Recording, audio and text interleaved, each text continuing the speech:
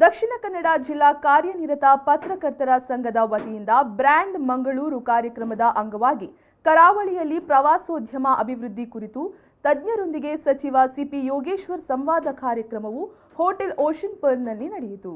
ಪ್ರವಾಸೋದ್ಯಮ ವಿಚಾರಕ್ಕೆ ಸಂಬಂಧಪಟ್ಟಂತೆ ವಿ4 ನ್ಯೂಸ್ನ ಆಡಳಿತ ನಿರ್ದೇಶಕರಾದ ಲಕ್ಷ್ಮಣ್ ಕುಂದರ್, ಉದ್ಯಮಿ ಸ್ವೀಕೃತ್ ಸೇರಿದಂತೆ ನದಿ ತೀರದಲ್ಲಿ ಕಾರ್ಯಕ್ರಮ ಆಯೋಜನೆ ಮಾಡುವ ಆಯೋಜಕರು ತಮ್ಮ ಸಮಸ್ಯೆಯ ಕುರಿತು ಸಚಿವರಲ್ಲಿ ಹೇಳಿದಾಗ ಅದಕ್ಕೆ ಉತ್ತರಿಸಿದ ಸಚಿವರು ಎಲ್ಲ ಸಮಸ್ಯೆಗಳಿಗೂ ಶೀಘ್ರ ಪರಿಹಾರ ನೀಡುವುದಾಗಿ ಭರವಸೆ ನೀಡಿದರು.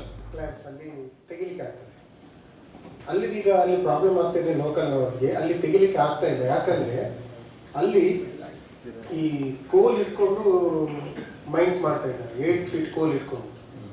ಸೊ ಅಲ್ಲಿ ನಿಜವಾಗಿ ತೆಗಿಬೇಕಾದ್ರೆ ಅವರು ನಿಂತು ತೆಗಿಬೇಕು, ಎಷ್ಟು ನೀರು ಬೇಕು ಅಷ್ಟೇ. ಆ ಜಾಗವನ್ನು ನೀವು ಡೀಪ್ ಮಾಡ್ತಿದ್ದಾರೆ. ಯಾವ ಜಾಗ ಡೀಪ್ ಮಾಡಲಿಕ್ಕೆ ನಾವು ಹೇಳ್ತೀವಿ ಅಂದ್ರೆ ನಮ್ಮ ಬೋಟ್ ಹೋಗೋ ಒಂದು ರೂಟ್ ಇರ್ತದೆ, ಪಾತ್ ಇರ್ತದೆ, ಅದನ್ನು ಡೀಪ್ ಮಾಡಲಿ.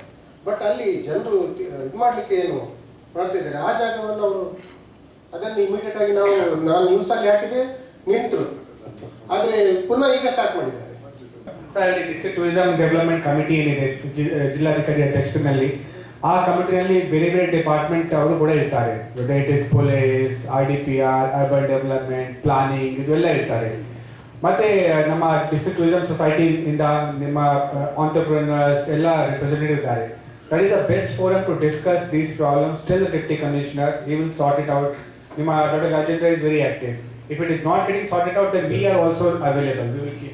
ಸಂವಾದ ಕಾರ್ಯಕ್ರಮವನ್ನು ಪಣಂಬೂರು ಬೀಚ್ ಸಿಇಒ ಯತೀಶ್ ಪೈ ಕಂಪಾಡಿ ನಡೆಸಿಕೊಟ್ಟರು. This will enjoy taking the car in that barge and not cross.